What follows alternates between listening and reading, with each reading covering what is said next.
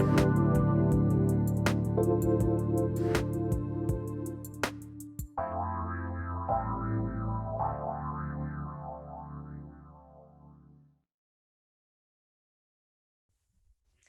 everybody, welcome to Three Things I've Learned with me, Susan Dolci, where we share the stories that shift our souls. Today is a really special show for me. Besides being a bit starstruck, I'm also joined by one of my very best friends and colleague, Leone Dyer. And the reason I wanted to have Leone here was because she's a part of the story that I'm about to tell. And I also know she's a big fan of my guest, which I'll introduce here in a little bit. But it was about a year ago, I think it was, what, was it August or September, that Leone and I were on a retreat in Mendocino, California. And if you're not familiar with Mendocino, it's God's country. It is home to the beautiful redwood forests. And it's amazing and all just by itself. And so we had an early morning group silent walking meditation. And we went on to the back of the property where we were staying. It was a beautiful Airbnb that had just all this property and all these woods in the back. And the goal was to be silent and mindful in our steps and to listen to what nature had to share with us and just to be open to receiving its wisdom. And we weren't out there for very long, at least for me, before my message, it was loud and clear. And I was brought to tears by what I picked up. I'm going to get teary-eyed now. I heard very plainly that the trees and the wildlife and the butterflies and the bugs, they're all put there for us to know that God is always present. It's a constant reminder that our source, your creator, whatever word resonates for you, is always just outside in your grass, in your trees. It's just right outside your door. And that whenever we feel lost or distant from God, all we need to do is go into nature and reconnect. And I'm sure my guest today understands the meaning of that message. She has a really extensive bio, but I'm too excited to talk to her, so I'm just going to share the highlights. My guest today is Holly Worton. She's the author of 17 books, you guys, 17 books, 4 about business mindset, some that journal her long distance trail walks. She walks 1,000 miles a year. Okay, I got to wrap my brain around that, 1,000 miles a year. She has 5 inspirational short read books, and today we're going to talk about her international bestseller, If Trees Could Talk, Life Lessons from the Wisdom of the Woods. She also hosts her own podcast titled Into the Woods with Holly Worton, and she's the creator of Heart-Centered Energy Work. Holly works to help people get to know themselves better through connecting with nature so they can feel happier and more fulfilled. Holly, I'm so excited to have you on the show, and fellow tree whisperer, that's hard to say, Leone Dyer. Welcome. Thank you for having me. So Leone and I have read your book cover to cover, back and forth, probably Leone a few times. I think she uses it as a reference book. Am I right? Oh yeah, I have it tagged and everything. Oh yeah, yeah. Like I mean, people who have video are like all tagged up. But so we know, because we've read the book, we know how you were inspired, but I'd love for you to share what your inspiration was to write this book. Okay. So this was January of 2018. I was on a forest bathing meetup group. I'd never been before. It was the first time I was going. And went with this group, and we kind of went around the forest doing different activities, silent walking, listening, smelling, touching, that kind of thing. And then towards the end of it, we went to this yew tree forest, and they said, pick a yew tree and just connect with it. And I'd already been talking to trees by that point. So, and I love yew trees. So I saw this tree that it just stood out for me, not for any reason, but it was, I think it was energetically, it just kind of went, and I went straight over to it and I touched it. And it said, you're working on this book. I was working on a novel at the time. And he said, it's very challenging for you. It's very difficult. And I was like, yes. And he said, I have this other idea that's going to be a lot easier for you. Trees have stories. People need to hear their stories, and you could write a book. You could go around collecting the stories from trees and put them in a book. And I thought, oh, yeah, I can do that. And that was the start of the project. Well, Leone also has, if I may have her share her tree story, because I think before we get into like the the message of the trees, which I mean, right now I feel like is really profound and it's something Mm. we need to hear right now. I Leone has a well, she has a few tree stories, but how did you, Leone? How did you? When did you first notice that trees had energy and that there was a presence there, that there was a connection? I, as a child, I connected with trees. I had a tree that grew outside our house, outside my bedroom window, a huge maple that I had connected to. And when I think it was college, I went to college, came back, and the tree was gone. Mm. And it felt I wasn't just mourning. I mean, something inside of me was gone. And it was kind of like that, the beginning, like, like, but I couldn't, at that point, I didn't understand. Now looking back, I'm like, okay. But since then, trees have been the mainstay of my spiritual growth. I connect with trees. I need to be with trees. I happen to live next to a national forest, so trees are yes, they are my everything. Well, they're definitely a presence. And the thing is, like um, when I was reading the book, um, it I'm I guess because when I get the opportunity to go out in nature, I want it to be quiet. I want to hear the birds. I don't want to have my headphones in. I don't want to be listening to a podcast, even mine. But so many people, like you were chronicling, just walk right past. It's sort of like just scenery without ever stopping to understand what they're there for, not just for beauty, which they are. So that leads me to when on the retreats that Leona and I have been on, um, I know I feel that there a way to introduce yourself to a tree? Is there a good way, a bad way? Can we trespass on a tree? Like, is there proper etiquette in getting to connect with the tree? I would say, and I just wrote a blog post on how to talk to trees, kind of the basic connecting. And when I wrote that, I did a little bit of research to see what other people had to say about this. And a lot of people said you have to approach it with the sun behind you and you have to circle clockwise and just all these things. And I just thought, would I do that if I were meeting a new person? No. Yeah. Like I don't approach you with the sun shining above my head and I'm just respectful. Hi, how are you? I'm Holly. Let's have a chat. I'd like to get to know you. Just the same way you would a person. That's my experience. I don't think you need to have a special ceremony. If you would like to have a special ceremony, that's up to you. But I think as long as you approach the tree with respect and gratitude, that's all you need.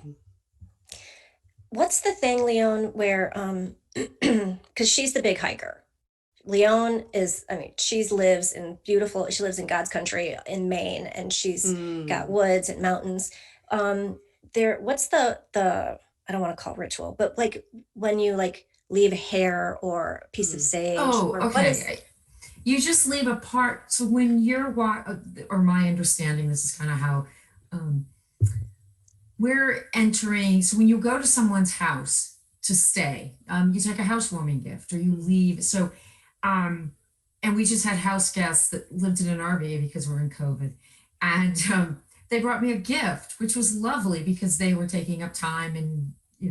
So when you enter someone's home, forest, you just leave something behind. You just leave a little gift. And because the essence is you're taking something. So I leave a piece of hair because that's something that's a bird can build a nest or. Um, I will say though, I am very, very, leave no trace behind. So Mm. if it's not don't leave an orange peel if it's in the northern hemisphere. Um, even if it will, even if it's a natural element, just don't do that. So, but yeah, I leave a piece of hair. Um, and I will say I pick up stones and pieces of limbs that have fallen on the ground. So I do take. So I leave a lot of hair. A lot of hair is I left. think the first time we were on a hike and we did that, I was like, really? I've got to like, and I was trying to just find one hair, and I'm like, ow. Anyway, um, I think this is a good segue here because, again, so much, I mean, I really want to get into the messages, but one of the things I felt that was really important, and it was sort of, more deep in the book, was about um, trash Mm. and about taking care of Mother Nature and picking up what we leave behind, and what, like what you do, what other people leave behind. Can we talk a little bit about that? I think that's really important. Yeah. So I will often carry a little bin bag or trash bag with me in my backpack. And if I'm walking through an area and I see a lot of trash, bottles and wrappers and things, I'll just pull it out and just start filling it up.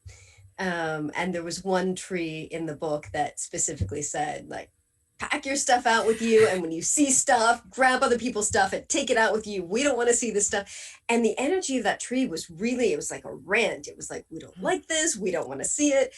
And I actually had a reviewer, book blogger who reviewed my book, kind of took offense to it. And she said it felt like it was like telling you off. And I was like, well, yeah, I mean, yeah. You wouldn't go over to someone's house and just dump your trash there. So why would you do it in the forest? Yeah, exactly. And I'm always like, every time I get to go on a hike, I don't really live in an area that's conducive to that anymore. But I'm always surprised at what people think. Like Leon said, they think that a banana peel, just because it's biodegradable, is okay to leave. But if it's not part of that landscape, if it doesn't grow, Mm, it's not indigenous to that area, you need to be very conscious about that. A funny side story. Now that I'm going to say that. Because this just popped into my mind. So I feel like I should say something. My grandmother was an avid gardener, and she had this big apple tree in the backyard. We all lived in the same, like in this huge house. And one year she was in the newspaper because there was a pumpkin grew in the apple tree because she had composted behind the apple tree, and this pumpkin vine grew up and was hanging in the apple tree. Anyway, I digress. I just think that's hysterical. So we'll take this opportunity to take a quick break because when we come back, we are going to talk about all of the messages about, there's so much wisdom. I'm like blown away by this book. You're listening to Three Things I've Learned with Susan Dolci, and we'll be right back.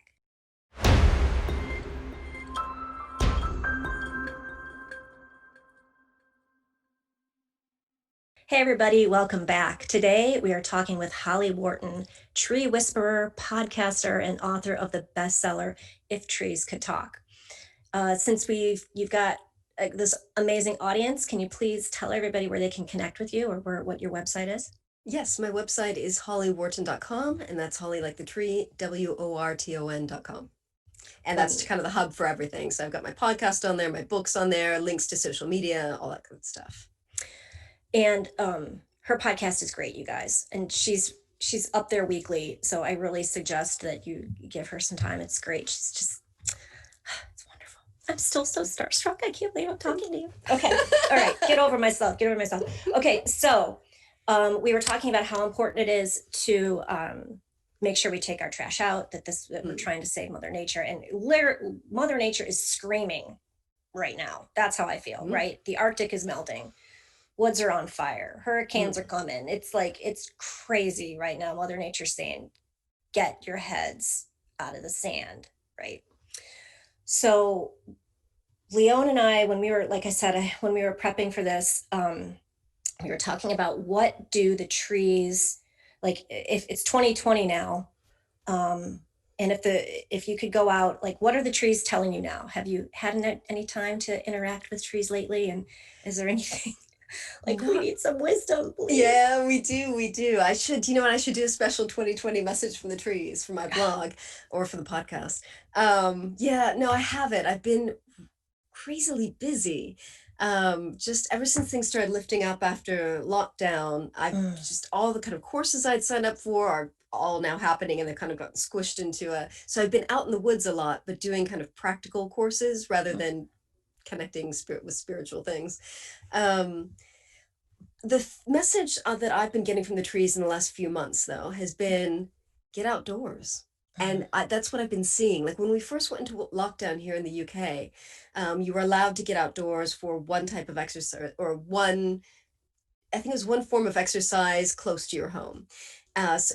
People were walking like never before. I mean, I was going out on all my local trails. It was packed with people in a good way. I mean, I live in the countryside, so there's plenty of room for people to be roaming around, but I saw more people than ever.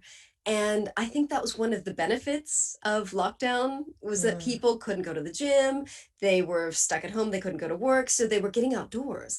And that was the message I got from the trees is that, yes, this has been a very difficult year. It's been very challenging. We've got the virus, the things are weird, but people are getting outdoors and that's important. And people are connecting with nature that weren't used to connecting with nature. Like this wasn't a normal part of their lives. And now they were getting outdoors more. And so that's going to create change little by little.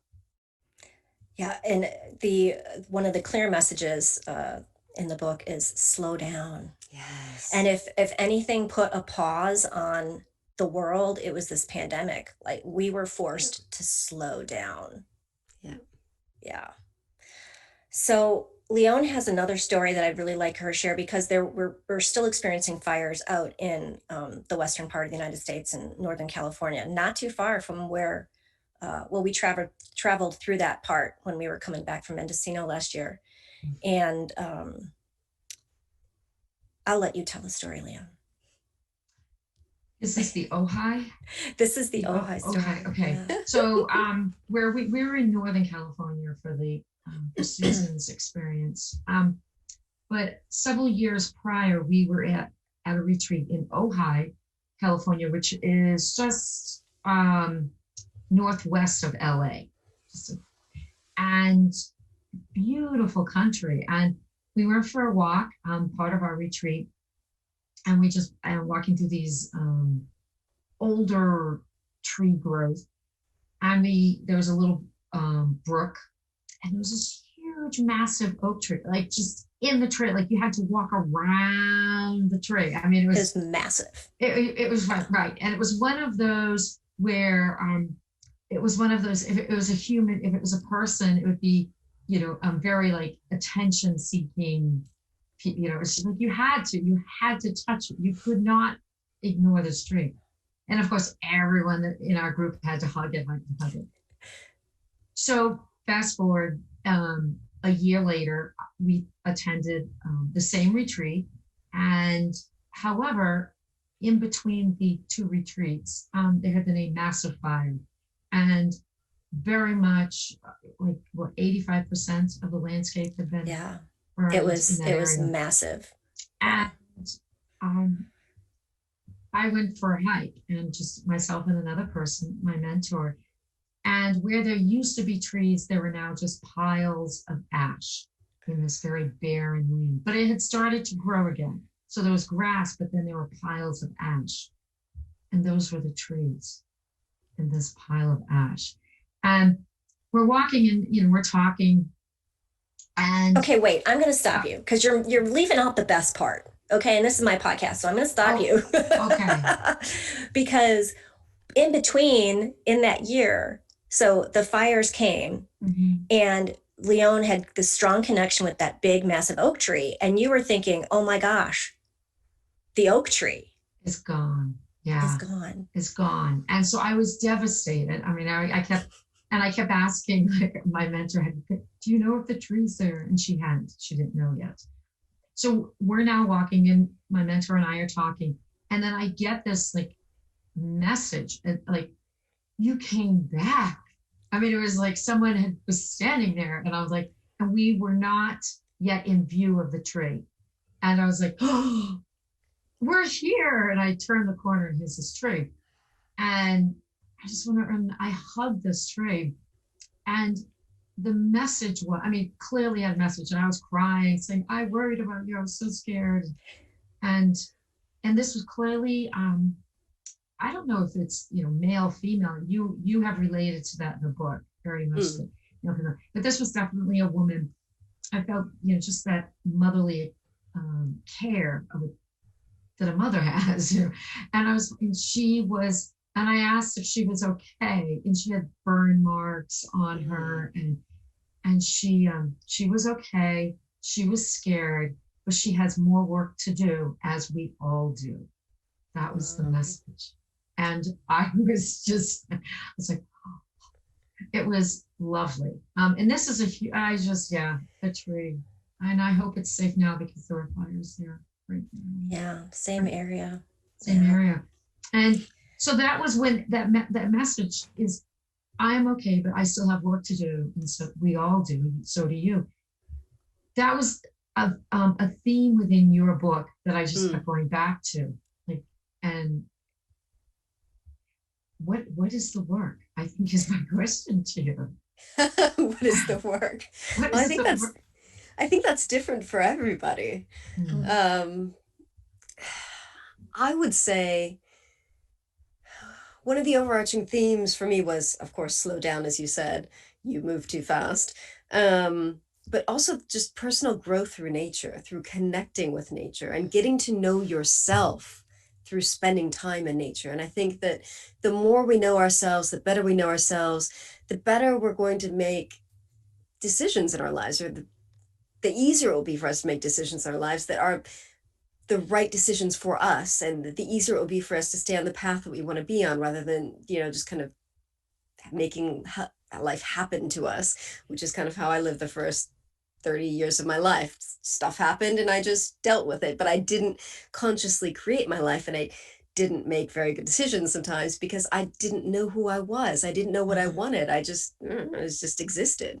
So I think a lot of the messages in that book were about getting out into nature, to connect with nature, to connect with yourself. Yeah, that's because I think people are so, well, I mean, in the work that we do, we're both life coaches. Leone and I are both life coaches. And that people are so stuck in their heads. They're cycling around in their thoughts. And it's hard. It's just so hard to even just get them in their bodies, let alone get them in their bodies out on the earth to connect with that energy. Our mentor and dear friend also, she is she must earth bathe, or I use I know that probably not using the right term, but she'll get herself in this frenzy, and then she'll be like, what is wrong? What is the problem? And she's like, oh my God, I haven't been outside. And so now she makes it a conscious practice. She goes outside barefoot in the grass. She lives in Southern California, so she can do that year round, just to have her breakfast or her tea. And then it resets her. It it grounds her. She gets that energy that she needs.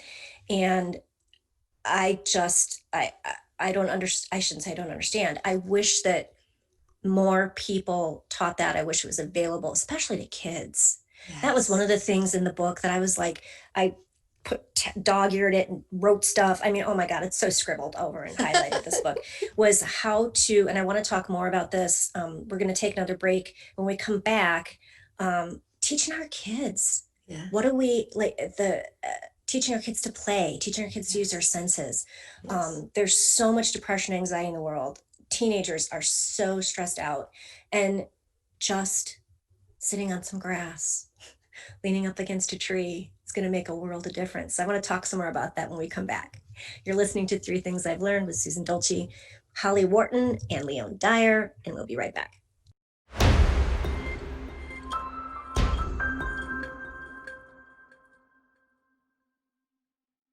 Welcome back. I'm Susan Dolci. This is Three Things I've Learned, and we're chatting today with Holly Worton, author of If Trees Could Talk. And I've got my sidekick. I'm going to call her my sidekick today, Leone Dyer, who's a life coach.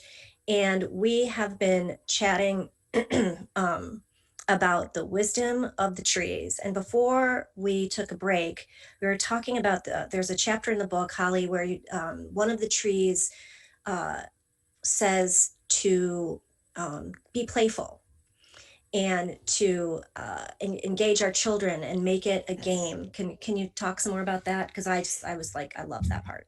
Yes, and I was really glad that the tree brought this up because I think it's really important to educate the future generations about the importance of connecting with nature, especially because kids these days are so connected to technology, which is fantastic, but often at the expense of disconnecting from nature. And I don't have children, so I'm very much about educating adults. So I was really glad that the tree brought this up because this is absolutely important. Um, and I just think it's important to help kids get outdoors in whatever way they enjoy, whether it's cycling, whether it's walking, whether it's hiking, whether it's camp, like whatever. Like help the kids find what they enjoy. And maybe they won't like it at first. Maybe they don't like getting dirty. Maybe they don't like bugs. I don't know, but like help them connect with nature. So I have a friend that says she really likes nature as long as it doesn't touch her. So if a child if a child is like that, like help them, feel like they're okay in nature and they're not going to be, dirtied by it or having to touch things or get bitten by insects. So make it easy for them is what I'm saying. But help them find what's joyful for them in nature, doing whatever it is they like to do. Maybe it's just walking barefoot on the grass. Maybe it's going to the park. Maybe it's looking at flowers in a garden. I don't know. Help them find what they enjoy and encourage them to do that more often. Absolutely. And like you said, with this pandemic now, everybody, I think it's definitely medicine. Yeah. And like you said, technology is not a bad thing, but we can still be outdoors. We can still play. And what you said that really lit me up was encouraging our children to be joyful, Yes. because I just think that play is so different now than when we were kids. It was like you'd go outside, you'd be out until, I grew up in a city, so you'd be out until the street lights came on, and then you had to be home, but you were always out, and you were, Yeah. always just playing, and getting them to I liked the part was getting them to use their senses, because that Yes. goes back to getting out of our heads and into our Yeah. bodies. And what does the soil smell like? What does it feel like? What do leaves smell like? um, I think we can't teach that to our kids early enough. Yeah, I agree. Here in the UK, there's this really, I don't know if this happens in the US as well, but here in the UK, they have these things called forest schools, which are basically like preschools and kindergartens for in the woods, where they're like teaching the kids, like instead of being in a classroom, you're in the woods and you're outdoors and you're playing with sticks and dirt and stuff. And that's a big kind of movement here. And I'm getting the chills as I say this because I wish all kids could have, even if it's just one day a week, access to something like that, if it's not every day.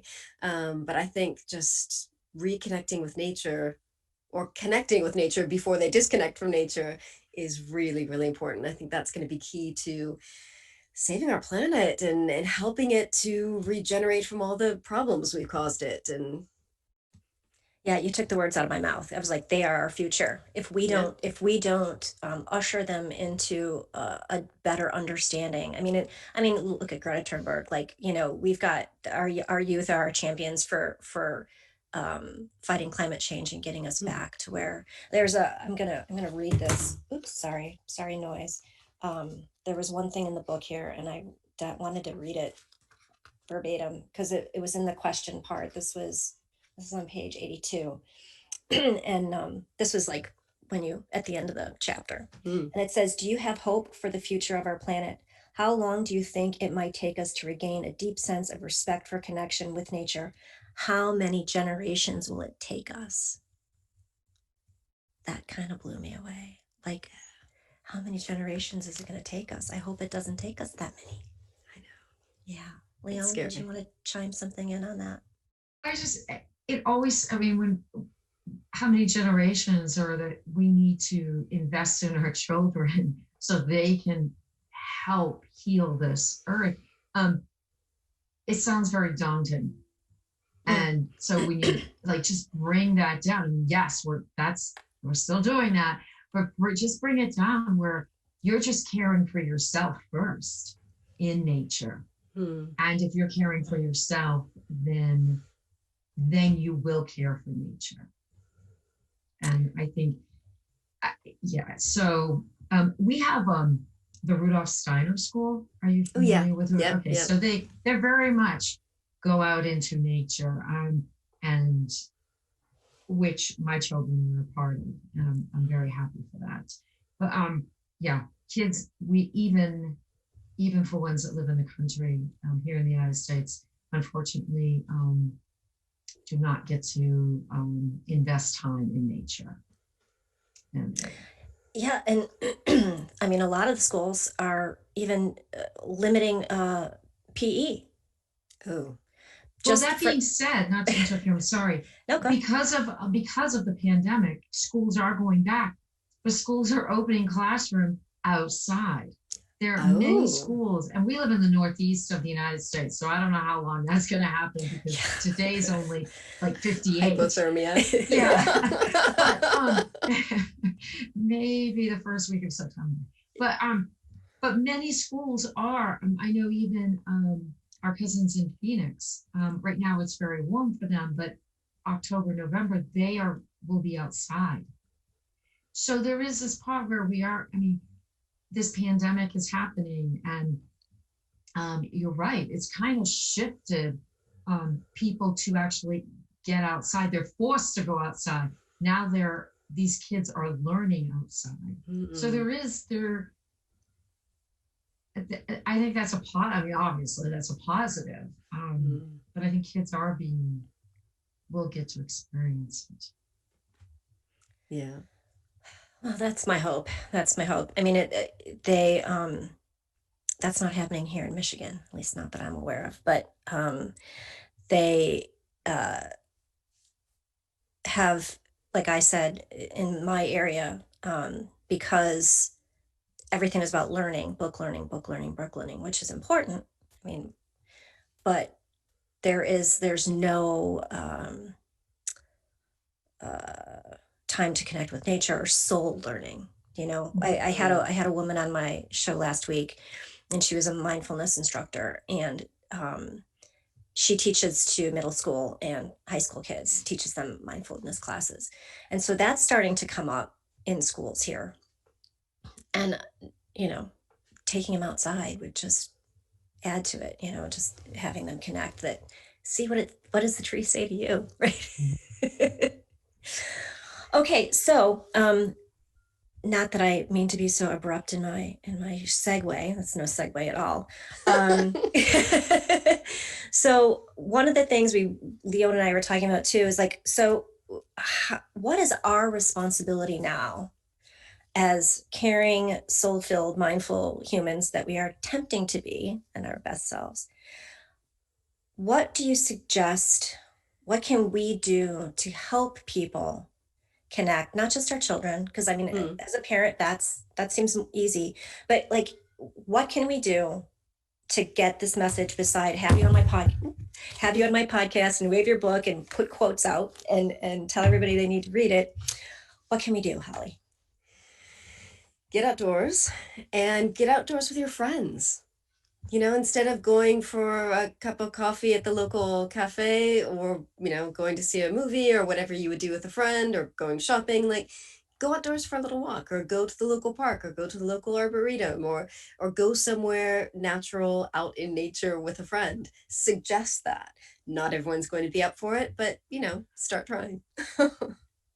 Leone had I think Leone was doing something sort of similar. I think you did like nature walks with people as like therapeutic nature walks. I do, right. I do walks in nature where it's more of a meditation walk. Yeah. So we're very quiet. You cannot talk, and we have lots of trails where we live that are not difficult, and it's fascinating. I myself, when I hike, very much my husband's used to this. I'll start walking and everything that's been bottled up inside of me starts to come out. So I'll start to, I'll be hiking these these hills and mountains, and I'll just be sobbing, crying. And people will pass us and they're like, "Oh, are you okay?" And my husband's like, she's fine. This is Don't normal. pay attention.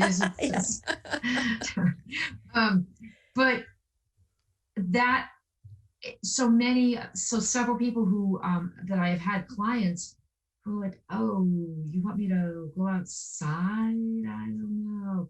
They have had very similar experiences because they're walking, they're using their body, um, they're exerting themselves, and things start moving in them, Mm-hmm. and the emotions start flowing. And then plus, I make them carry a fairly heavy rock. but but yeah, to go out, they go out, and then we sit under the trees and they journal, and it's a very healing experience. Mhm. We're going to take one more quick break. And when we come back, um, I want to uh, talk about um, sharing with the trees, like dumping on the trees, is what I wrote in my notes, that the trees want to hear our confessions. Sounds like AKA Leonard Jacobson. We'll talk about that when we come right back. You're listening to Three Things I've Learned. I'm Susan Dolci.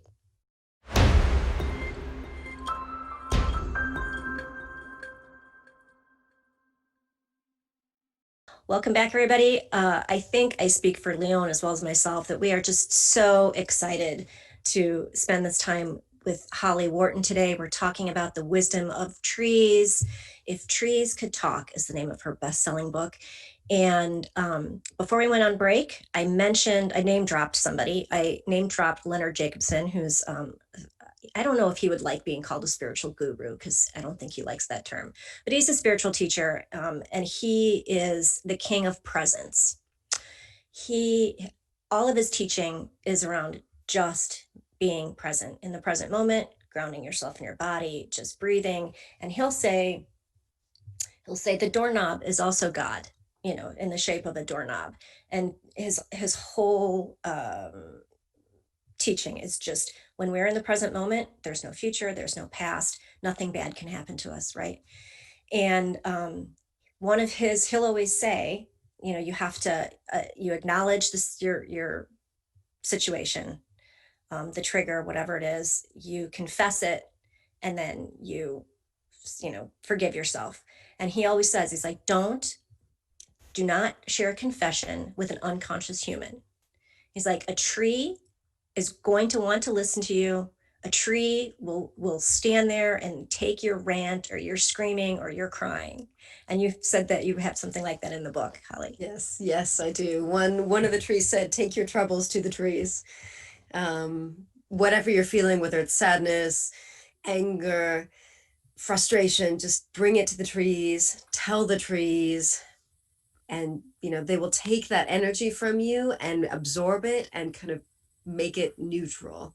But they will absorb that icky feeling, whatever it is that your discomfort. So you can either send them your energy and they will make that neutral, or you can just download all of your stuff and just blabber it out to the tree and just let it all go, and they will listen. And they will listen. And it's cathartic. Yeah. I mean, there really is. I think Leon would agree with me. There's definitely an exchange of energy, and you do feel that there's been some sort of transmutation of that. When we were in Mendocino last year, and this was a different excursion, and we were told to find like a sacred spot that we sort of set up like an altar, whether it was in a tree or by the pond, and we were supposed to go to our sacred spot. And I was walking along the trail to get to that what was my spot, and the ground called me and said, lay down. And I took my wrap and I laid down, and we had quite a long break, I think, to do that. And because everybody was supposed to be journaling, and I decided to take a nap in the middle, in the middle of the meadow with my wrap around me. And a woman came by on a bicycle, and she's pedaling along, and she approached me. I'm sure she wasn't sure what to think. And she just leaned over and she's like, are you okay? I said, yeah, I'm really good. She's like, okay. And she rode off. And that was the first time that I felt, I mean, there's an energy from nature that I feel all the time. I mean, wow, sometimes that's like, there are no words to speak, like, um, some of the energy and the oh, almost magic that comes off the leaves and the everything out there. But this spot said, lay down, you're tired, slow down, take a nap. And I did. I was like asleep out in the middle of this field. And it was glorious. It was glorious. I always say I sleep so well when I go camping. I love my tent so much because it's just like this little cocoon and I just sleep. I get the deep sleep, like the longest deep sleep cycles ever. Compared to when I'm in my bed, it's just glorious.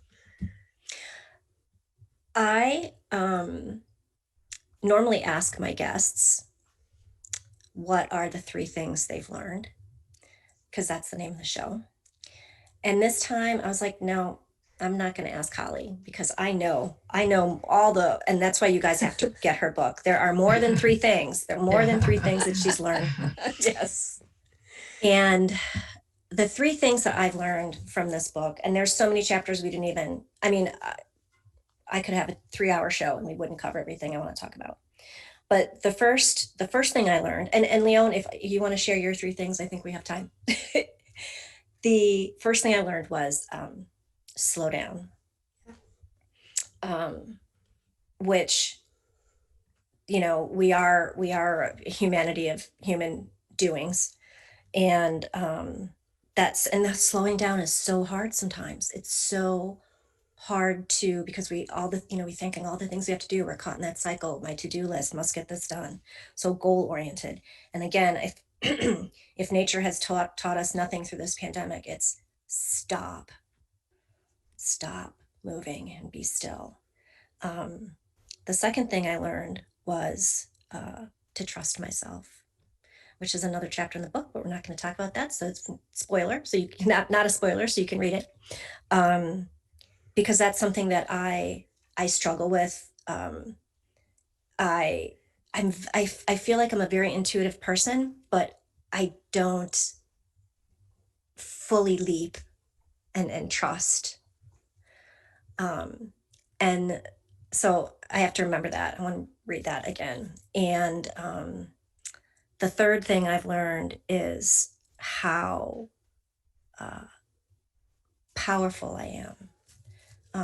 And the trees want me to know, and nature wants me to know. And that kind of comes back to that circle of when I was in that forest and I got that message, is this is all here for you. It was like, beloved, I put this here for you so that you're never alone. And all you have to do is walk out into the woods and I'm here with you. Yeah. Lovely. Leone, do you have 3 things? Well, I have more than 3, but I think I'm just overall, and I will say, everyone, please just get the book. And if you only read 1 chapter, which I don't suggest you do, but would be really the 4 nights. I really love that one. I love that chapter. But I think the 3 things I learned, that the trees are here for us. They are really, they are our gift to here for Earth. And we are all, the trees and humans are all part of the same. We're all here the same. And so that would be number 2, that we're all here together. And number 3 is that understanding that there is a purpose. So the trees are here for us, but yet we're all in this together. Then what is my part? And so my part is also willing to step up and to serve. And Service. Yeah. So those are the 3 things. However, that's an overarching, there are many, many, many aspects of the book that I enjoyed, but yeah. Yeah. This has been incredible. I'm so grateful, Holly, for you taking the time to be on the show. I know you're 5 hours ahead of us, so you're doing this in the evening, and I really, really appreciate that. You can find more about Holly's work and her books and any workshops that she's doing. She's at hollyworton.com. That's HOLLWORTON.com. leonedyer.com. I misspelled it a lot, so that's why I'm doing that. And Leone is at Leone Dyer, LeoneDyer.com. And she also has some nature walks and things that she likes to do. For more information, pardon me, and my scratchy throat. For more information on how to mentor with me, you can go to my website, susandolci.com. I'm not going to spell it. Or you can come up, you can sign up for my bi-weekly newsletter. And that's where I feature upcoming guests and things like that. And I quite enjoy doing it. We all have a story to tell. We can live in the story, or we can transform the story. It's your choice. Change your story. Change our world. #Storyfield. Thanks, Holly. Thanks, Leone. Thanks for listening, Thank you. everybody. We'll be right Okay. back.